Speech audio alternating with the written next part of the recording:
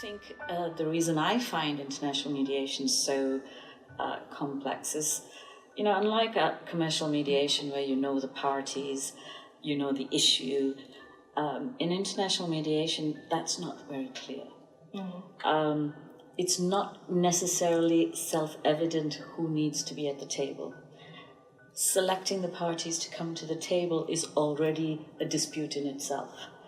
The issues you might have, what started out as a genesis of a conflict, then with time it's compounded by other issues.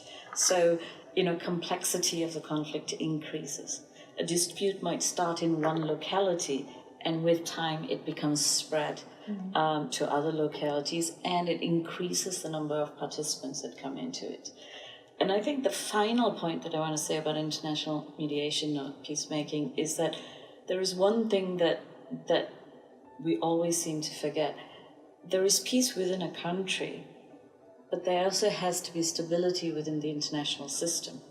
So whatever is happening within that space has to also be aligned well with what gives stability to the surrounding region and the international community itself.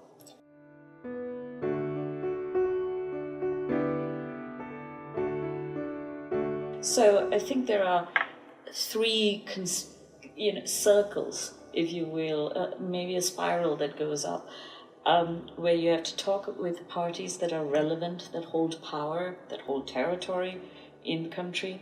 You have to talk to the regional players who are looking to their stability, but also looking to who they are supporting inside the country.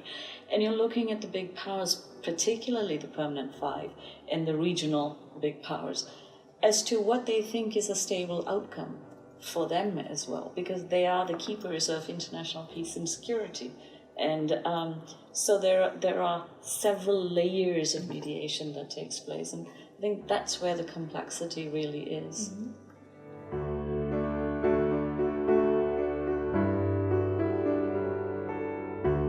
Nita, should only diplomats go into the international peacemaking field? This is the fallacy for me, because diplomats represent their own countries. They are negotiators. They're advocates for their own countries. They have some of the skills of peacemakers, but not necessarily all of the skills of peacemakers.